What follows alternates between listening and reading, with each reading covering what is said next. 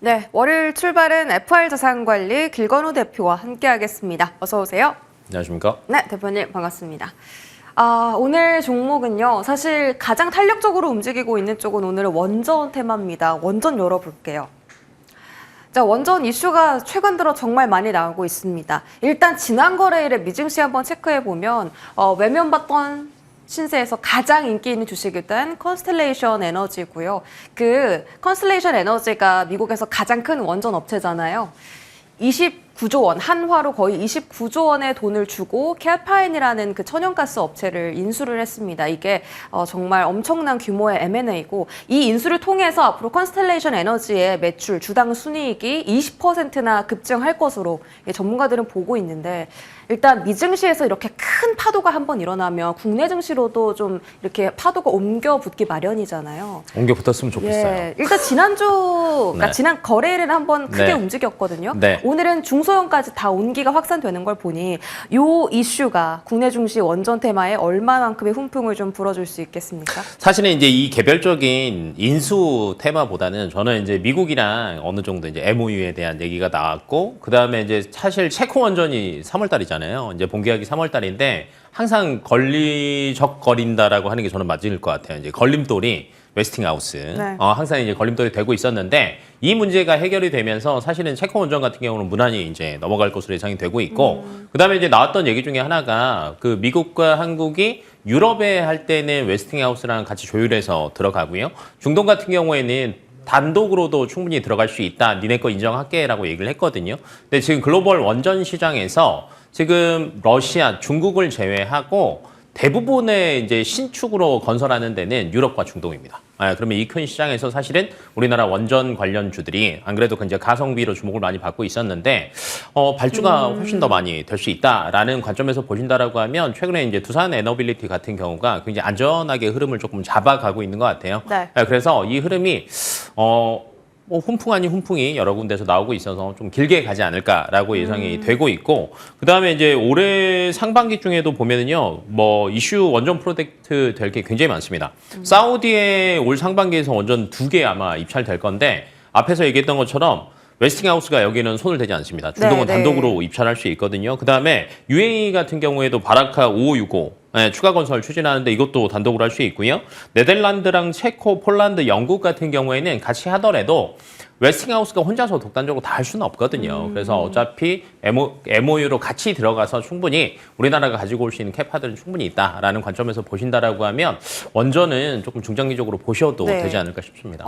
네. 사실 원전을 중장기로 보자라는 말은 작년부터 계속 맞아요. 나오긴 했어요. AI 그 데이터 센터 수요 때문에. 근데 한 가지 걸렸던 게 그 웨스팅하우스였는데 맞아요. 지난주에 딱 이 소식이 나오면서 그 이제 미국 그 웨스팅하우스에 대한 굉장히 리스크가 많이 거쳐졌고 그러면서 이제 시장에 조금씩 더 반응이 나온 거거든요.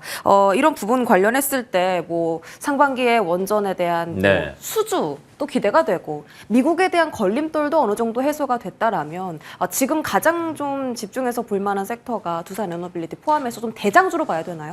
우선은 흐름의 초반은 대장주가 잡는 게 맞고요. 두산 에너빌리티 자체가 사실은 이제 조금 많이 눌려 있었어요. 근데 많이 눌린 것 중에 가장 큰 거는 사실은 국내적인 이슈가 굉장히 큽니다. 왜냐면 원전 같은 경우에는 워낙 이제 사이즈가 큰 규모다 보니까 정부가 보증을 서는 경우가 굉장히 많거든요. 근데 이제 정치적인 불확실성 때문에 이게 조금 타격을 받았었고요. 두 번째 같은 경우에는 국내에서 그 전기본이라고 얘기를 하죠. 11차 전력 기본 수급 계획에서 조금 얘기가 나왔던 것 중에 하나가 기존의 원전을 신규로 증설하는 게 4기 정도였거든요. 예상이. 근데 이게 3기로 줄었습니다.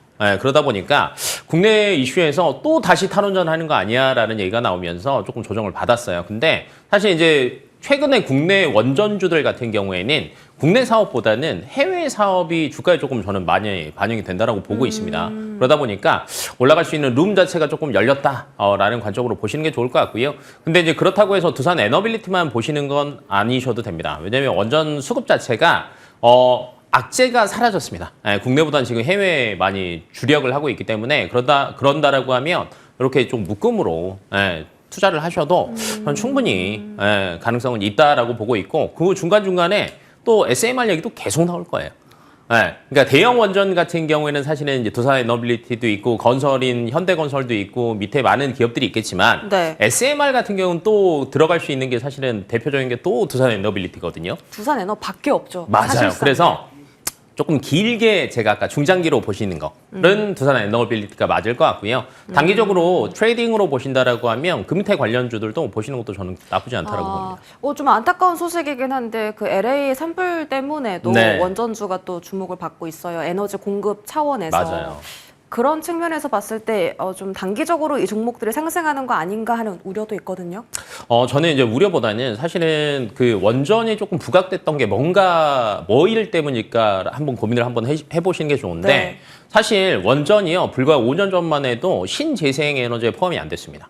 왜냐면 그린 에너지라고 생각 자체를 못 하고 있었어요. 그린 에너지라고 하면 저희가 대표적인 게 태양광 풍력밖에 생각을 안 했는데 이거 가지고 모든 전력을 다 대체한다? 굉장히 어렵습니다. 그러다 보니까 유럽에서 친환경으로 어찌됐건 원전을 먼저 들어갔고요. 그다음에 미국에서 글로벌로 보면 이제 다 이게 추가가 되다 보니까 충분히 앞으로 성장성에 대한 것들은 여기서 결정이 됐다라고 보시면 될 것 같고 탄소 배출량이 제일 낮습니다. 원전이 심지어 태양광 풍력보다 훨씬 더 낮고요. 태양광 대비하면 4배 정도 탄소 배출량이 낮습니다. 네. 그러다 보니까 안전하게 전력 수급되고요. 탄소 배출량이 낮고요. 그러면 긴 흐름으로 본다라고 하면 안 가져갈 수 없는 게 원전이라고 보시면 될 것 같아요. 또 이런 이슈도 있었어요. 지난주에 이 트럼프 당선인이 네. 대규모 외자 유치를 성공했다. 미국 전역의 데이터 센터 다 짓겠다. AI 때문이잖아요. 네. 그리고 워낙에 이제 네. 그 전력 설비를 인프라에 대한 조금 그 열망이 있으신 분이고 뭐 바이든 지금 현 대통령도 네. 그렇고요. 그러면 이 시점에서 이게 궁금합니다. 지금 대체 에너지로서 가장 많이 주목받는 탄소 배출 정말 낮은 원전이냐 아니면 네. 그냥 심플하게 전력 설비 볼 거냐. 저는 같이 보는 게 맞다라고 봐요. 사실은 그러면은 포트에 네.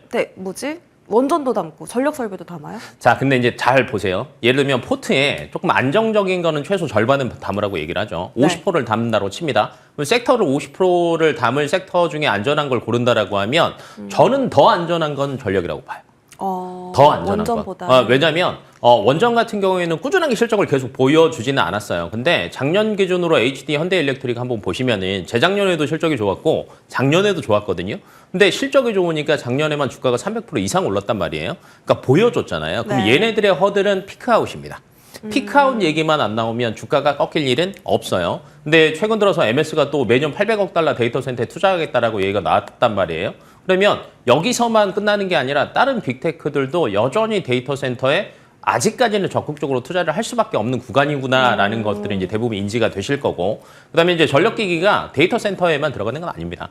저희가 흔히 얘기하는 전력 인프라가 노후화된 걸 바꾸는 것도 있는데 미국 같은 경우가 사실은 노후화된 전력 인프라 굉장히 많다라는 얘기 들어보셨을 거고 최근에는 유럽도 마찬가지입니다. 네. 그러면 미국, 유럽, 중동에서 전력 기기 수요 자체가 굉장히 높은데 공급량은 아직 타이트하거든요. 그러면 가격이 여전히 우위에 있는 상태에서는 피크아웃 얘기가 안 나옵니다. 그럼 최소 1년 이상은 이 포지션을 가지고 갈 수 있다는 거죠. 그래서 만약에 저는 50% 안전하는 걸 가져간다라고 하면 30%는 전력기기를 담을 것 같고요. 네, 원전기기는 이제 중장기로 보더라도 저는 10%를 넘지 않는 게 사실은 맞다라고 봐요. 비중 조절이 필요하다. 맞아요. 왜냐하면 섹터가 너무 많으니까. 네. 그래서 저는 전력기기가 조금 더 안전하다에 한 표 던집니다. 근데 전력 설비 투자할 때 있잖아요. 가장 고민되는 것이 가격이거든요. 네. HD 현대 일렉트릭 차트 보세요. 진짜 너무 많이 올라서 이거 손이 안 나갑니다. 네. 근데 또 지난주에 리포트 나온 게 여기서 20% 간다. 가격 기대 수익률 열려 네. 있습니다 하고 또 어떤 증권사에서 네. 리포트 냈거든요. 네. 그래도 불안하잖아요. 자, 이럴 때는 이제 대안이라는 게 있죠. 네. 작년에 이제 전력기기 3사라고 하면 HD 현대일렉, 그다음에 효성중공업, 그다음에 LS일렉 이렇게 있는데 주가가 제일 못 간 건 LS일렉이에요. 그러면 일단 네. 전력 설비는 다 좋으니까 가장 싼 걸 담자예요. 네, 그리고 여기 플러스 알파입니다. 가장 싸서보다는 여기 아까 제가 공급 부족 얘기를 했죠. 캐파 증설을 초고압 변압기를 또 합니다. 근데 이게 하반기에 반영이 될 거란 말이에요. 네. 그러면 주가는 못해도 1, 2분기에 또 반영이 되는 이제 선반영의 그 마법의 단어가 있잖아요. 그러다 보면 주가는 최대한 빨리 회복할 수 있습니다. 그래서 저는 LS일렉이 전력 기기 중에는 가장 매력적이지 않을까 생각합니다. 생각하고 있습니다. 알겠습니다. LS 일렉트릭도 해외 매출 비중도 지금 계속 맞아요. 늘려갈 네. 거라고 매출이 연마다 이제 높아지는 그런 구조를 지금 또 갖고 있습니다. 오늘 또 사실 잘 가는 것은 중소형 쪽인데요. 조금 더 탄력이 좋은 재룡산업 상한가 같고 맞아요. 제일 일렉트릭 지금 이틀 동안 두 자릿대 강세 흐름이고 이쪽 종목에 대한 시선은 어떻게 가져가요? 예를 들면 이제 전력기기도 똑같아요. 비중 안전하게 30% 가져가는데 여기에서 다 대형주로만 가면 아까 HD 현대일렉 같은 경우에는 지금 업사이드 20% 얘기를 했잖아요. 근데 가벼운 얘들은 업사이드가 50% 100%도 갈 수도 있거든요. 근데 변동성이 있습니다. 그러면 이런 측면에서 본다라고 하면 저는 이제 대장주 중에 사실은 하나를 골라서 전체 전력기기에 뭐 섹터에 투자하는 비중 중에 한 70%는 그렇게 가져가는 게 맞고요. 나머지는 뭐 산일전기, 뭐 재룡전기 뭐 이런 데는 조금 트레이딩을 하시는 게 저는 개인적으로 맞지 않나. 네. 알겠습니다.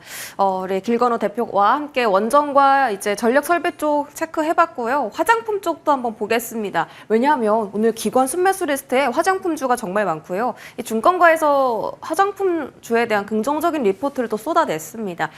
열어볼게요. 일단 수출에 대한 부분이 계속 좀 커질 거라는 기대감인데 이때가 좀 약간 코로나 때 꺾였던 시기고 이때 온라인 판매 그리고 미국과 유럽을 수출을 해내면서 중국 의존도가 높았던 화장품 종목들이 다 매출을 이끌어 올리면서 계속 이제 3년 연속으로 성장을 했고 2025년인 올해도 화장품 수출이 작년보다 더 좋을 거다라는 기대감이 나오고 있습니다. 왜 하필 이 시기에 화장품 종목에 대한 리포트가 나왔는지 궁금한데 아마 실적 때문이겠죠? 네, 실적의 기대감이 굉장히 높아졌다라고 네. 생각하시면 될 것 같고요. 작년에 이제 수출입으로 따지면 수출로 따지면 역대 최고치였습니다. 네. 102억 달러 정도 이제 수출을 했는데 여기서 이제 더 갈까를 한번 고민해 보셔야 돼요. 근데 저는 더 갈 것 같습니다. 결론부터 얘기를 하면. 이윤직슨 최근에 3년 동안의 화장품 실적은 중국을 뺀 겁니다.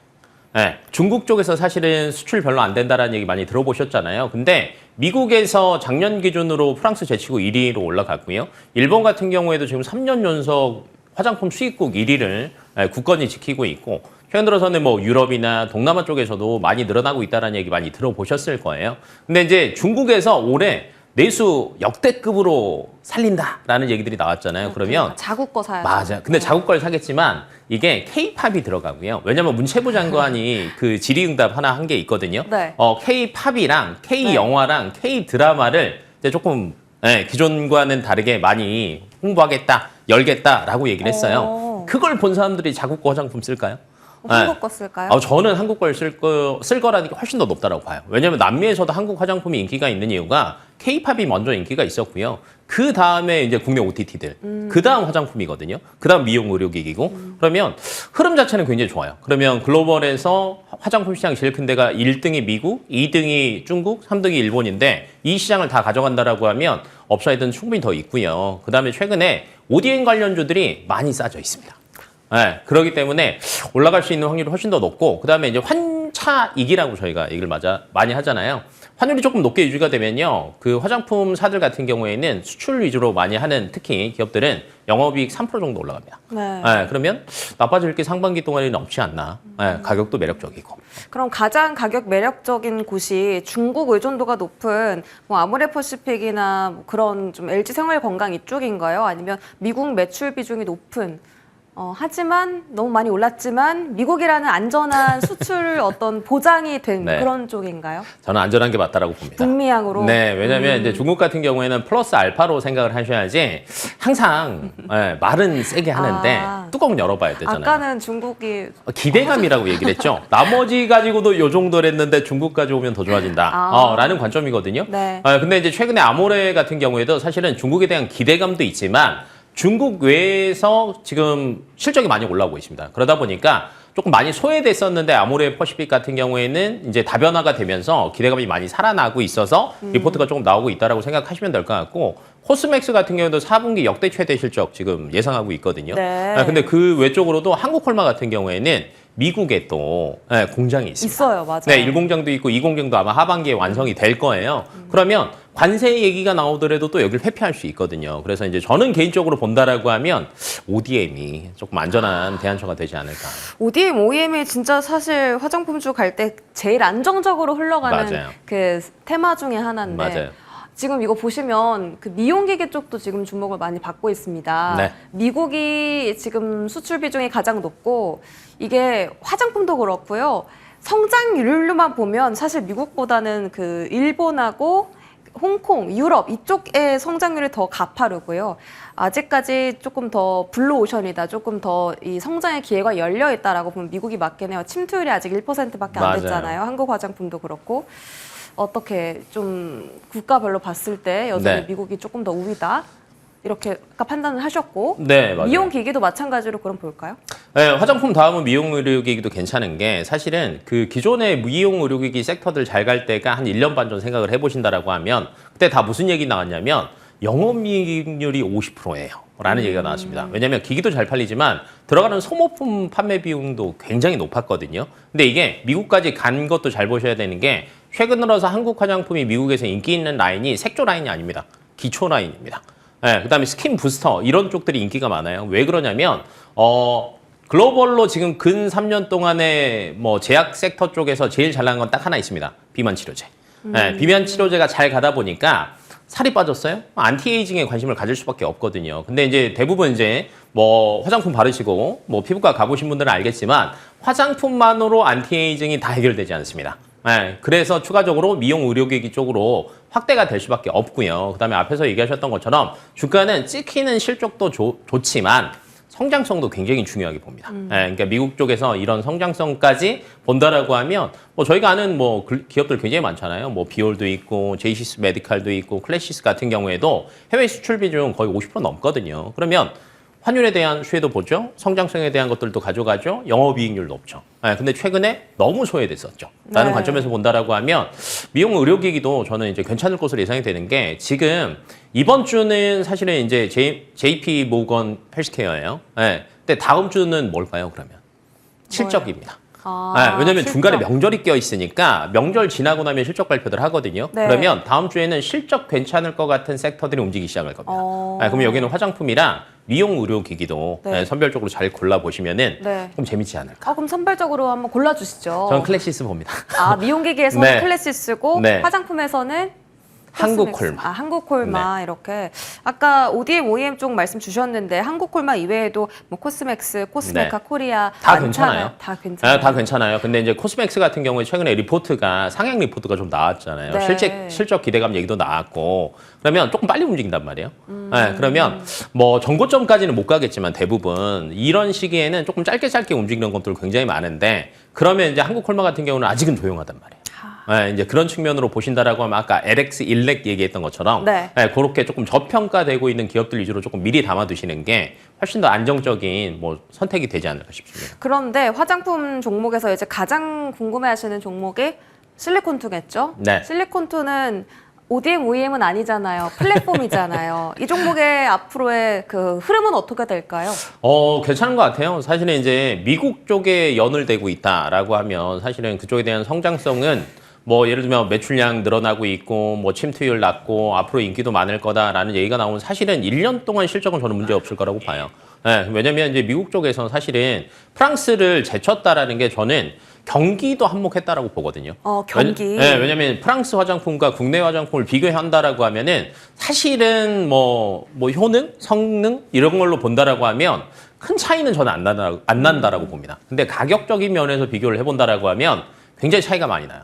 그러니까 재작년까지도 수치를 본다라고 하면 프랑스랑 초근접이었어요, 우리나라가. 근데 24년 작년 기준으로 프랑스가 갑자기 점유율이 5%가 뚝 떨어졌거든요. 저희가 이겼죠. 네, 이겼습니다. 네. 이게 비싸서라고 저는 봅니다. 네, 비싸서. 네, 그러면 올해 미국 맞아, 경기 너무 비싸요. 여전히 안 좋을 거다라는 얘기가 나와요. 그러면 한국 화장품 자체가 여기서 갑자기 점유율이 확 꺾인다라는 건 저는 어렵다라고 봐요. 네, 그래서 미국향 매출이 높은 뭐 실리콘투 같은 경우에도 저는 좀 길게 보셔도 괜찮지 않을까. 근데 이제 화장품주의 섹터의 특성상 네. 완전 장기는 잘 안 나옵니다. 안 나와요. 올라갔다 떨어졌다를 반복을 하니까 요거는 조금 염두를 해두시고 트레이딩을 하시던가 아니면 조금 빠질 때마다 미리미리 사시는 전략을 취하시던가 둘 중에 하나를 하시는 게 맞을 것 같습니다. 좋습니다. 화장품 미용기계 쪽에 탑픽 골라주셨고요. 화장품 섹터 주기가 짧다 보니까 조금 빨리 대응하자라는 조언까지 첨언해 주셨습니다. FR 자산관리 길건우 대표와 함께했습니다. 고맙습니다.